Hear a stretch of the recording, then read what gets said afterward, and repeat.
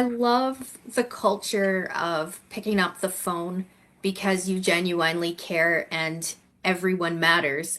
And so for our friends that are watching at home and, there's concern or their problem seems too big, what advice do you have for them just to where to start, how to do this? My advice for them is always like, let's say you've got concern if you can use your benefit, if you qualify, things like that. Well, let's say your field is you're a diesel mechanic. You probably know everything about repairing diesel engines. I know nothing about diesel engines besides what type of fuel to put it in. Now, talk about mortgages. I tend to know everything about it. So come to the professional and let me help you. Let's find out because you have to start somewhere. If you're just sitting on it and mentally bombarding yourself of why you're denied and why it won't work, then you're right, it won't work.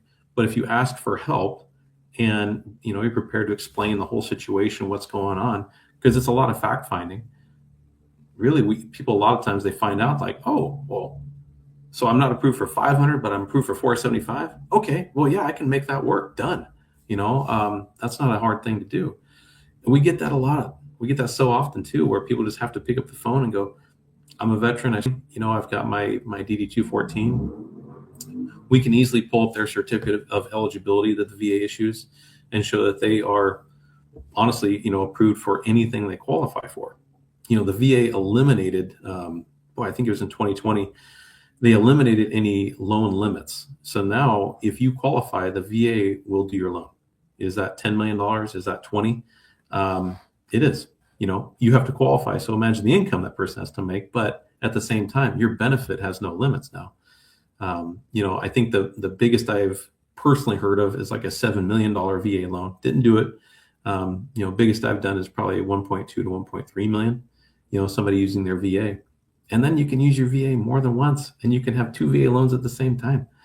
Those things exist. And that's where we kind of differentiate ourselves as we know what we can do with it. We're synced. I mean, I hate to call myself an expert, but if I look at the amount of hours I've done and put in the field, I could. I just think it's a little cocky, but we strive to help people out because if I didn't get the help when I was first starting out, I never would have bought a home, and that lady that helped me, she was great. She did a good job. She explained everything. She retired probably, 10, 15 years ago. But I always remember that she took the time to sit down, explain things 20 different times to me. So I got it through my head. And I was able to first start buying my first homes.